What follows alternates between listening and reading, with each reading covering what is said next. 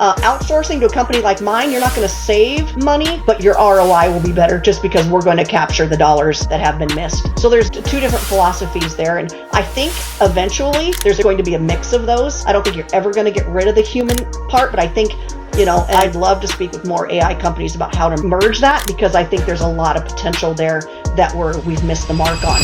Hello, everybody, and welcome to another episode of the Raving Patients Podcast. As you know, I'm your host, Dr. Len Tau, and this is the last episode of 2025. It's been an amazing year with all the guests. We've done 52 episodes.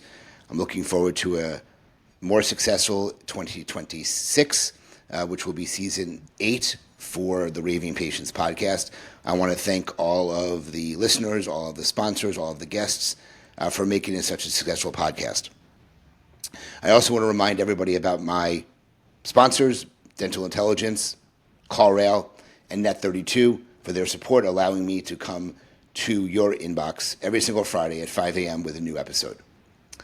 The last reminder is about my event, Supercharger Dental Practice, is scheduled to take place in Fort Lauderdale in September 25th through 27th. We're moving it to a 3-day event. Speakers will be announced shortly. You can go to superchargerdentalpractice.com to learn more about this amazing event that you do not want to miss. Today's guest is Dana Moss. The topic is PPO Power Plays, or that's the title, excuse me. The title is PPO Power Plays. And I'm excited to bring Dana on. I'm going to read her bio so you are all aware of what Dana does and how she helps dental practices.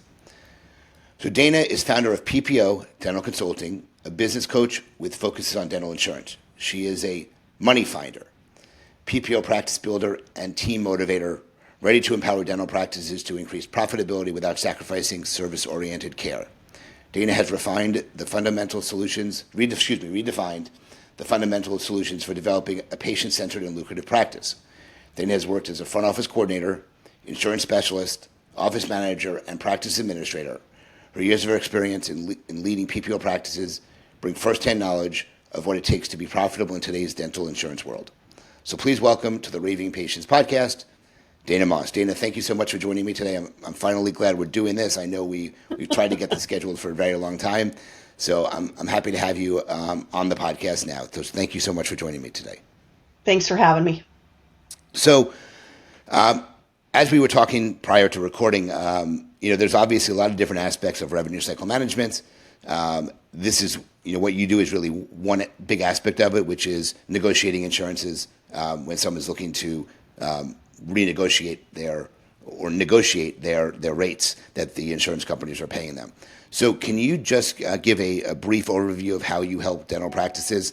And really, I want the listeners and viewers to kind of get a feel for how you help them and what you do that makes you different than the many others that are in the same space in the industry. Sure. So we do everything dental insurance. So credentialing and negotiating is a segment of what we do. So we credential doctors with insurance plans, negotiate allowables for new practices, startups, existing. We do the negotiations for all PPO contracts. We also train insurance coordinators. So I will come into a practice, or Joy will come into a practice and train your insurance coordinators on the insurance RCM, of the practice. So we do that. You can also outsource to us. We have a team that actually does remote insurance coordination for practices if you want to take that element out of your practices. So that is basically what we do. We help doctors decide what plans to join, how to go out of network, which seems a little counterintuitive to what we do, but actually it's probably the biggest ROI that we have is helping doctors strategically leave networks, maybe not take everything off of the table, but strategically leave the lower paying plans and without a whole lot of patient attrition. So that's a really important element to what we do. So I was a out-of-network participant for my entire career. I brought an associate in 2017, and she immediately wanted to jump into some networks. So we had a split practice. We had a fee-for-service practice on my end, and we had her on the insurance side of things, which really mucked the practice up, in my opinion. My team got very confused on the ramifications of that, and I I would never do it again. And as soon as she left in 2020, I brought a new associate, and we were both out of network at that point. But it became a challenge, I guess you can say. But the time that she came on, we went to another insurance negotiation company to help negotiate fees for our practice. Again, it was nothing like being out of network, and I made a calculated mistake there over looking back at it when it happened. So, but being a fee-for-service practice, I'm not as aware of the aspect of the insurance part of the business because I didn't have to deal with that myself. So, can you talk about the typical practice that you deal with? Are they bringing a new associate in? Are they just starting out and looking to get the highest rates possible for the treatment they're doing? Who is your avatar? Would you say who is the person that you're looking to work with, or who reaches out in most cases? Give a little bit of background about that. So startup practices for sure. The practices that are starting up and maybe they're in a highly saturated market and they feel they need to participate because of that. That is probably, I'm going to say 50% of, the dentists that come to us. We have a lot of, older dentists who maybe have been out of network for a while. This has been recent for us, last probably 3 years. A lot of dentists who are like wanting to go to sell their practice, but they feel they need to ramp up. So they'll join some of the higher paying umbrella plans. Strategic again, not joining every plan possible. And then we also have dentists who come to us have 33 fee schedules. And, they're like, hey, how can we slim this down, because that's an accounts receivable nightmare. Kind of like, Len, in your practice, I can't imagine being your treatment plan coordinator, and if they're flip-flopping between y'all, how they would have to recalculate those treatment plans. And so that would have been probably a little bit of an accounts receivable nightmare, a little bit on that side for you, I bet. Yeah, it was definitely not ideal, and it caused more hassle and more headaches than I would have wanted to. So that's why I said I wouldn't do it again if I had to go back. So I know you mentioned a couple different. You mentioned startups. You mentioned people at the tail end of their career wanting to ramp up. Obviously, they wanted to get their numbers higher, so when they go to sell, they can get a bigger number for their sale of the practice. So how does someone know they need to use a service like yours? And then once they realize they need a service like yours, can a practice do anything to prepare themselves for getting a better fee for the treatment they're doing? Absolutely. So I'm going to give a couple really great tips here. So I want to really hit home on a couple of items when it comes to getting ready. So we also have doctors who are midway through their career and they just want to have better allowables. So first thing is you got to reach out. Let's see where you are. How many fee schedules? A lot of people will be like, well, how many networks are you in? I want to know how many fee schedules you're tied to. So that kind of helps clarify, because a lot of even office managers don't know who I'm in network with. So I like to ask how many fee schedules you're tied to. Kind of clears up that question a little bit. So to be able to prepare. So if you are in network with anything, and please don't let people tell you that Delta and MetLife don't negotiate. Yes, they do. So let's not get tied up in these guys never negotiate. Let's never say never, because this year Delta and MetLife are moving. So it's exciting. So 4 things. If you want to do this in-house, I'm going to give some tips on being able to do this yourself. Okay, so if you don't want to outsource this, if you want to do it yourself, let's talk about that. First of all, the most organized person in your practice needs to do this. Okay, that could be your hygienist. It could be an assistant. It doesn't have to be your office manager. You want the most organized person in your practice doing this. The second thing is you want to make sure you have organizational tools that you're using. So you could use Trello. You can use your Google Calendar. You can use your dental schedule if you want to, but some kind of tool that helps you track where you are in the process. Okay, so that's the second thing. Now, these next 2 things I'm going to tell you are foundational, and this will stop me from negotiating for a doctor for 6 months. So if you aren't doing these 2 things, I want you to start doing these 2 things and don't go to the table for 6 months. Okay, so the first thing I want you to do is make sure you're billing your office fees to the insurance company. A lot of people don't do that. We still get calls to this day that say, well, we're only doing our insurance allowables because we don't want the write-off. Well, that's in itself makes no sense, because then you have no idea how much you're writing off if you're submitting your allowables. Another thing you're doing is you're missing opportunities. So if you're not submitting your office fees to the insurance company and they've given you an automatic increase, you're never going to see it. So a lot of my out-of-network doctors who are talking about becoming in, they're pretty proud of the fact that the insurance pays their office fees. And that's a red flag for me. So let's say we're submitting $100 and insurance is paying $100. How do you know they're not going to pay 125 or 130? So submitting your office fees is number one. Second is what I just talked about, the fee balancing.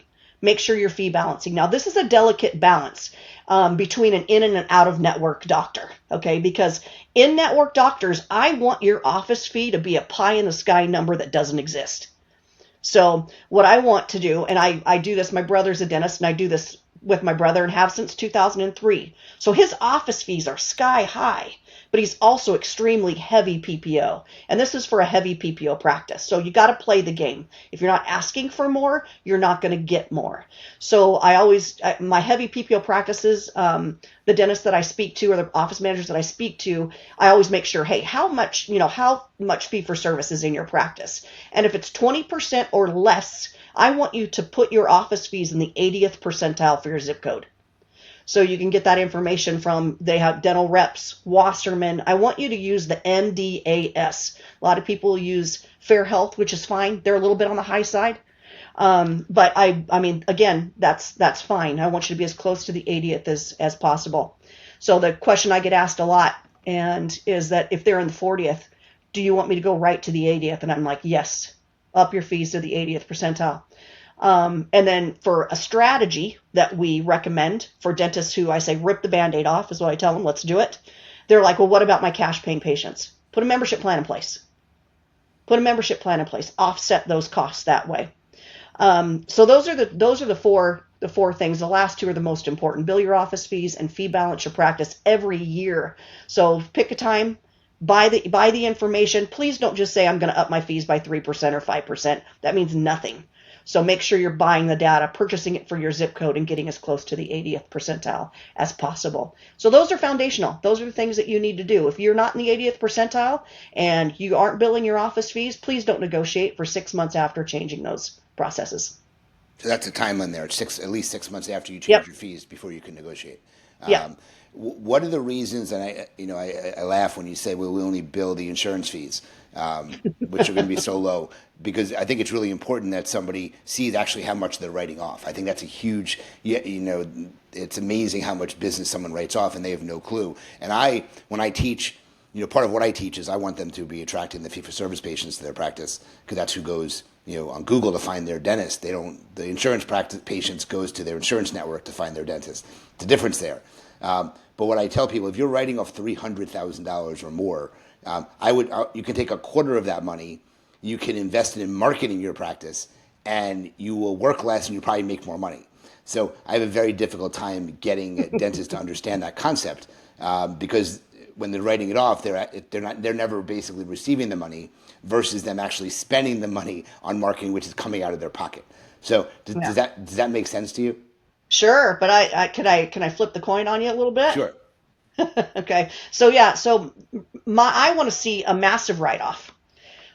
So my philosophy on this is I want to play. If I'm going to play in the game, I got to, you heard playing your squares, right? Play where you are. And when I'm in a heavy PPO practice, I want to see a massive write-off, because then I know that my negotiating power goes up, because they see a massive write-off, they're going to give you a bone. So, I mean, it's just my strategy is a little bit different. So I'll ask a doctor, okay, I'm going to give you two scenarios. I'll give you $1,000 to put in the bank today, but you have to write off 30%. Or I'm going to give you $200,000 today and you have to write off 50. Which one are you going to pick? It's amazing how many doctors are telling me they'll take the $100,000 and write off 30, because that, to me, the write-off doesn't matter. It's the money in the bank. So I'd rather see a higher write-off and more money in the bank. So just my own little twist on it. Definitely makes sense. Now, is someone limited how often they are negotiating or renegotiating their fees with insurance companies? Is there a limitation on that? Yes. So Connection Dental, GEHA, is once every 12 months. Guardian is once every 36, and the rest are about 24 months, 2 years.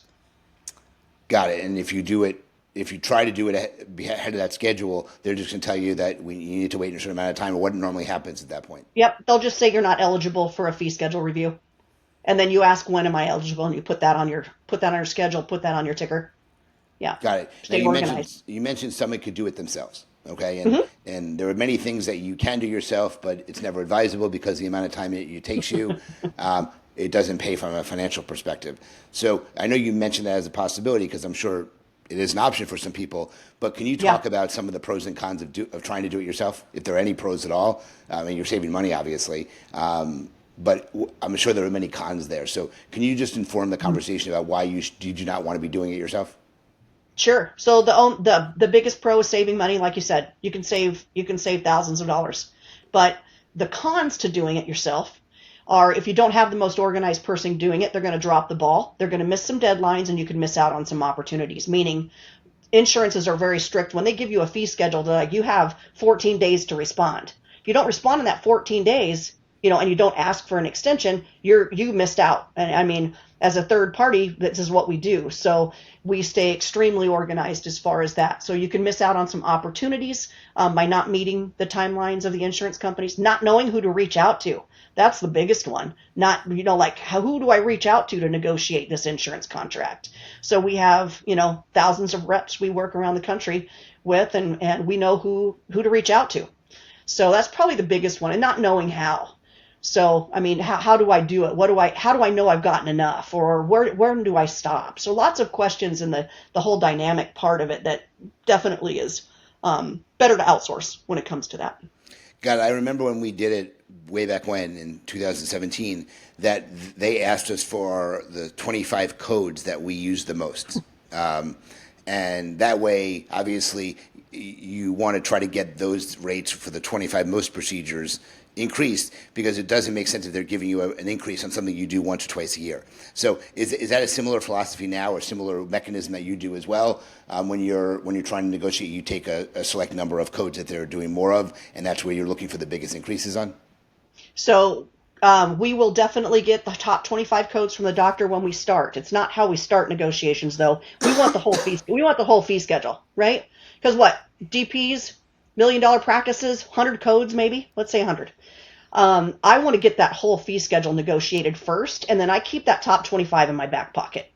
So when they tell me that they're done negotiating or best and final are the words you want to hear, then I'm like, hey, how about just one? Can you give me a little bit more on these top 25? So yes, definitely use that, but I don't lead with that only because those aren't the only codes you use. Granted, they probably are 70% of your income, but at the same time, they're going to go and they're going to take away, off your 5110, your dentures, they're going to take away a couple $100 because they see you did 20 of them last year. And, they've got AI and computers doing that stuff, so they know where to take away money, and still throw you a bone. So I like top 25, but I like it as the last thing I ask for. Got it. Now, obviously, when you're working for them, you'll let them know that, hey, I think this is the best result they're going to get, or the best fee they're going to get. At what point does that take place? How do you know that the negotiation is done and they've got to accept this best offer? Talk to me about that process because obviously people are looking for the best rates. How do they know when they actually have gotten the best rates that they're going to get? Keep asking until the insurance company tells you this is best and final. So keep asking. I mean, they give when you first do this and you see a little bit of an increase, you're going to be really excited. All right. Let's say you get a 12% increase. That's pretty exciting. So you want to go and you want to be like, oh my gosh, I got 12%. No, don't stop. Keep asking. Say, I appreciate this increase.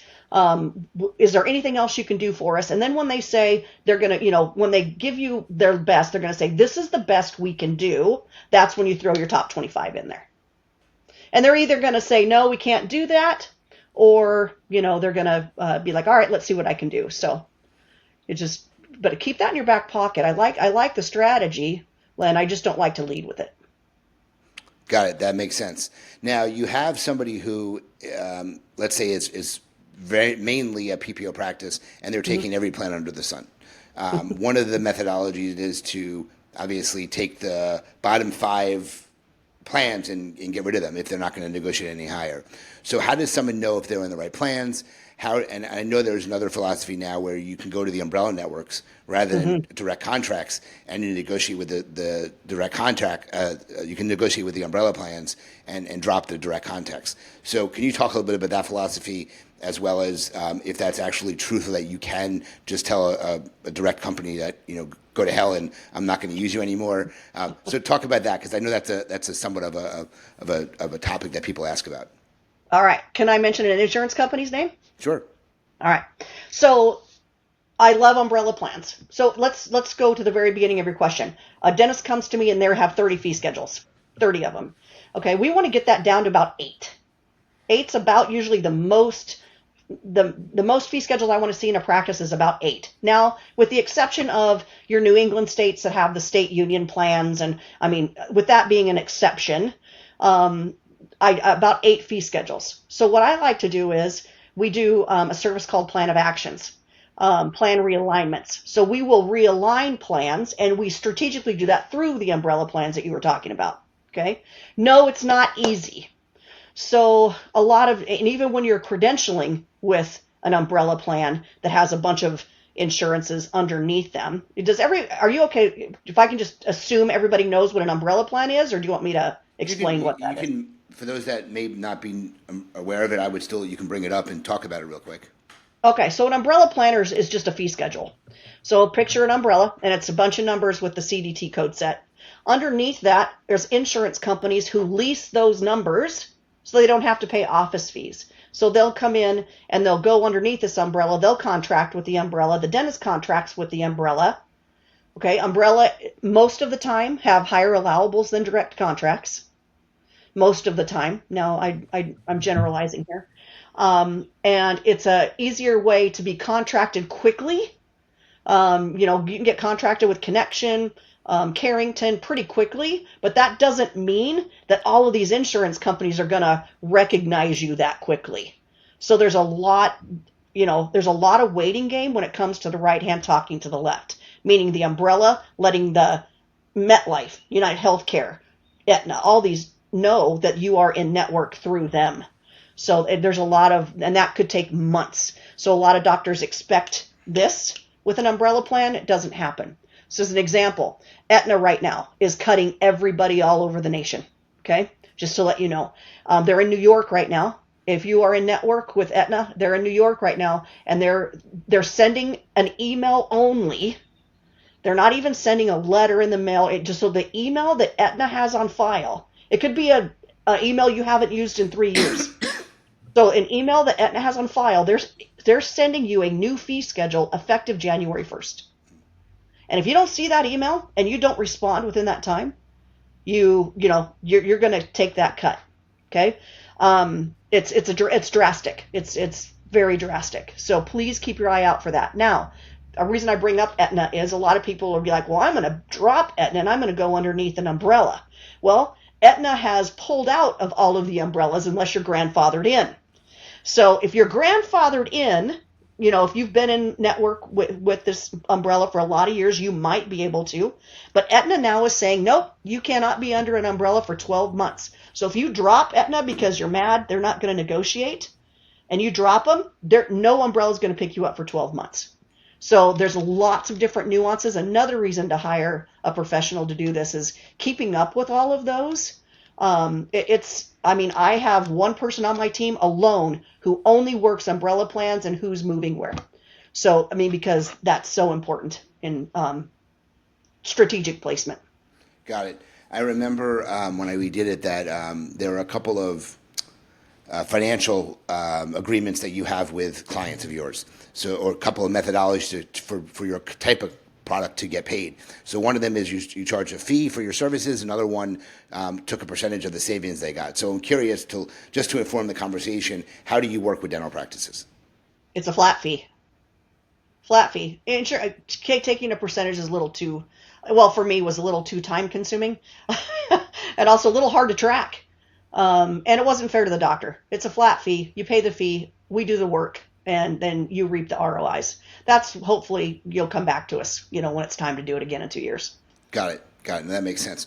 So I know you talked about one of the things you mentioned to me that you do as well is that you will help go into the offices and you'll train the insurance coordinator to do a more efficient, better. I don't know the proper terminology. Better job.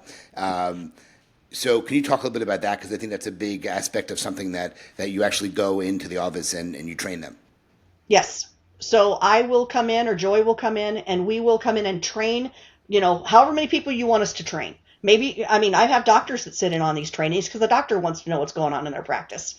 So from the new patient phone call, what information do we get from the patient? To a clean verification, meaning we're asking the right questions. A lot of people will be like, they'll take an old breakdown from the practice that they came from, and they're not asking the right questions, right? So let's make sure we're asking the right questions to the insurance company. We're running a procedure code report for the last 12 months. What codes do my doctors use? What am I asking? Making sure we're asking the insurance the right questions. Submitting a clean claim. What does that mean? So I go in and we make an SOP for what do I need to send with the crown? What do I need to send with an implant? So we put spreadsheets together for the practice based on their code so that we know, okay, here assistants, here hygienists, this is what we need to submit a clean claim, making sure we're getting all the information that we need. So I train the team how to do that. Then the insurance claim gets paid. I train how to post and adjust. The adjustments that are out there, that's probably where I spend the most time. There's credits on accounts that aren't patients' money. If you're billing primary and secondary insurance and you got a bunch of credits, y'all, they're probably yours. So I would run a credit report. If you bill primary and secondary, you run a credit report. I'm gonna say almost 100% certainty it's probably not correct. That's another whole podcast, Len. So, but that's a big deal. And then following up on outstanding insurance claims. We don't want anything aging over 40 days. If it gets to the 60-day category, we didn't do something right. So I train them how to slowly, if they have a AR nightmare, and let's say they have $2 million out on insurance AR, I teach them how to wean that down in stages to where it's, how do you eat an elephant one bite at a time? So I teach them how to whittle that down to where we're only in the 60-day category. So I teach them strategies on how to follow up on those claims too. That makes a lot of sense. And, one of the, I guess, the shifts in the industry has been bringing on remote workers to take it completely out of the practice's hands. So I'm curious your thought process on that. Hiring, a company. There are AI revenue cycle management companies. There are remote services that you can hire. So can you talk about your thought process on that? Sure. So a lot of people are going to outsourcing, and there's two different. I think I'm going to say there's like two different. You want to save money, okay? You use AI. Use something that's going to work in your practice with AI. Outsourcing to a company like mine, you're not going to save money, but your ROI will be better just because we're going to capture the dollars that have been missed. So there's two different philosophies there, and I think eventually there's going to be a mix of those. I don't think you're ever going to get rid of the human part, but I think, I'd love to speak with more AI companies about how to merge that, because I think there's a lot of potential there that we've missed the mark on. And I think that's going to come down once an outsourcing company can merge both of those really well. I think that's going to be where it's going to be as far as the future goes with that. Did I answer your question? Sure. Kind of went on a tangent there. No, that was great. That was great. So there was one other thing I wanted to cover, and you had brought it up, and I'm curious. So you are now, you and your husband are now full-time RVers. So you actually have a home on wheels, I guess you can say. And so can you talk a little bit about that? Because that's something, I'm not accustomed to that. So I don't know how many listeners are, but can you talk about that, what it's like, how you determine where to go, or do you how long do you stay in a particular location for? So can you talk about that real quick? Sure. So we started full-time RVing in February of this year. We wanted to practice because my husband has 12 working days left and he's retired. So we wanted to practice. We're about an hour from home right now trying to decide what do we need to take or not take. But it's been a lot of fun. We love it. I love the small living. Tiny living is definitely for me. As far as traveling, I'm really looking forward to going all over the United States. So we're going to be traveling all over. And Len, would it be okay if I let everybody know when I'm traveling what I can do for them? Sure. So we're going to be in different spots. We want to see it all. We want to see, we want to see New York in the fall. We want to see, the really beautiful things that are out there in the United States to see. So we're going to be traveling all over. So I'm going to let everybody know on social media where we are. And if you need help with your insurance RCM or want me to come in and evaluate anything, if I'm in your town, I'm there for you. Got it. So, Dana, is there anything that we have not talked about yet that you wanted to bring up before we transition to my lightning round Q&A questions with you? Okay, don't skip the 2 foundational steps. I just want to stand on that soapbox for a little bit. Bill your office fees and get to the 80th percentile. That's basically where I let everybody know that that's where a lot of practices, and when I say a lot, 8 out of 10 calls are missing the mark. So That's great. start doing All that. right. So we'll get your contact information, learn how people can get a hold of you just a little bit. So we're going to go through some lightning round questions. We'll try to get through 8 to 10 of them. Remember, just a reminder, try to answer these as quickly as you can. No long explanation needed. So first question is, do you make a to-do list every day, weekly, or when do you do it? A to-do list? Weekly, Sundays. Weekly to-do list for Sundays. Okay, got it. Perfect. What motivates you every day? My family. Do you have a hard time telling people no? No. What is one thing that you do in your life that doesn't add value, but you still do it? Make my bed every morning. Okay. How did you go about building your team? Whew.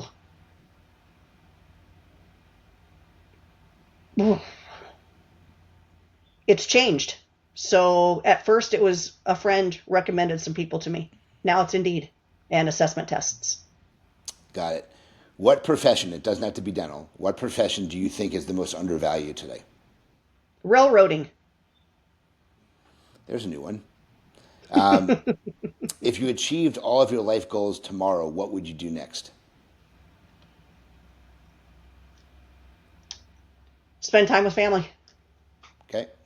Who do you look to for advice or mentorship? My husband. Okay. Do you keep a journal and does it help you? I do not. Let's see. If you had one piece of advice to someone who is just getting into the dental industry, what advice would it be? Grind hard, work hard, and be kind. Okay. Let's see what else here. Going through some of these they're kind of repetitive. Okay. What book do you want to go back and reread as it has made a great impact to you on the first time you read it? The Energy Bus. The Energy Bus. Haven't heard John about Gordon. that. John Gordon. Okay. Let's see. How do you define success? Waking up the morning and looking forward to the day. That's good. That's good. I'll do this. We'll do 2 more. What are 3 adjectives that describe your strengths? Determined, driven, and dynamic. 3 Ds. 3 Ds. For Dana. Got it. And the last question, I ask this of everybody, and it could be either personal or business. Doesn't have to be business only. What is one subscription, which is something you pay for either monthly or annually, that you could not live without? Netflix. That's a common answer, Netflix. Well done. You got through those nice and quick. I appreciate that. So, Dana, how can people find out more about how you can help their practice, find out if they're a candidate for your services? What's the best way for someone to reach out to you to learn more? All right. If you want to phone or text, 817-456-0012. Phone or text. Email, you can reach out to me personally at dana@PPODentalConsulting.com. And was there something you wanted to throw out to the listening or viewing audience if they want to connect with you? I do. So we have a DIY negotiation kit that we sell. So we teach you step by step what to do. If you get stuck, there's solutions there. We send you template emails, what to say when, and also organizational tools that we have on our website. So if you want that, go to our website. It's underneath the negotiation tabs. You'll get 25% off. We sell it for $1,000. So the listeners will get 25% off, so $750. Okay? I want you to use the code LEN. Len, that's Len. Len, Yes. for those that don't know. Dana, this was great. You were gave a lot of great information to the listeners and viewers, so I appreciate that. Guys, if you want to take Dana up on her negotiation kit, you make sure you reach out to her, use the code LEN. If you want to learn more about the services she provides, she gave you her email and her phone number, so you can reach out either of those ways to connect with her and see if it's a fit for what you're looking for. As always, I'd like to thank the sponsors, Dental Intelligence, CallRail, and Net32 for their support. Remind everybody about my event, Supercharge Your Dental Practice, September 25th through 27th, 2026 at Pier 66, which is in Fort Lauderdale. So more information will be released soon. And as I end every single one of my podcasts, remember, your reputation matters. Until the next episode, Dana, thank you so much for joining me today, and we'll talk to everyone soon. Thank you.